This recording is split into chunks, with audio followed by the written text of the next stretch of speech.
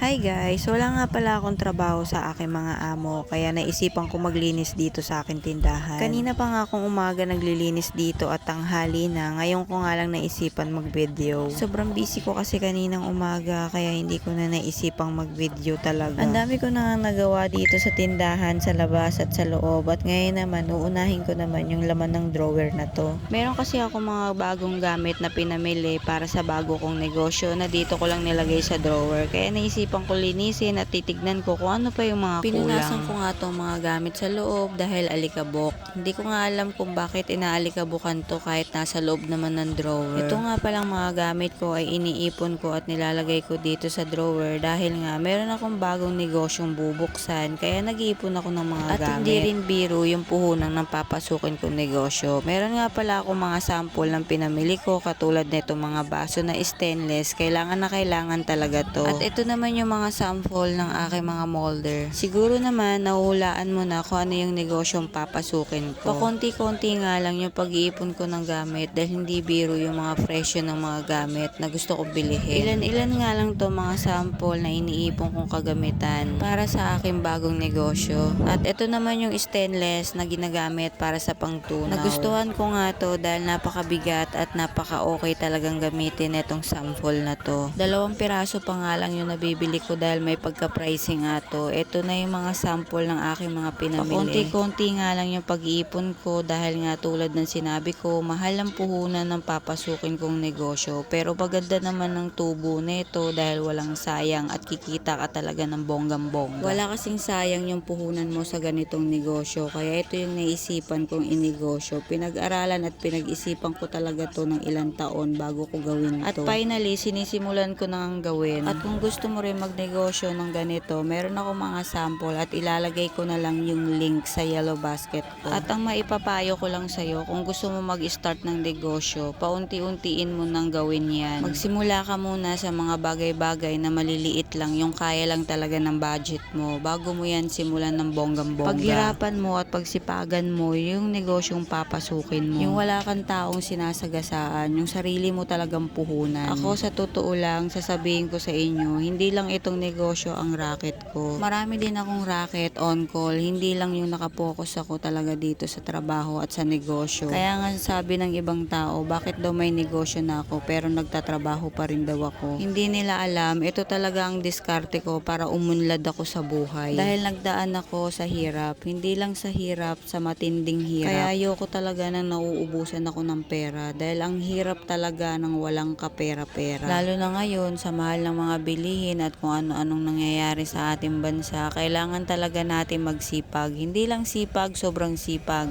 Kaya hanggang dito na lang ang aking video. Shinare ko lang naman ang aking true life. Bye!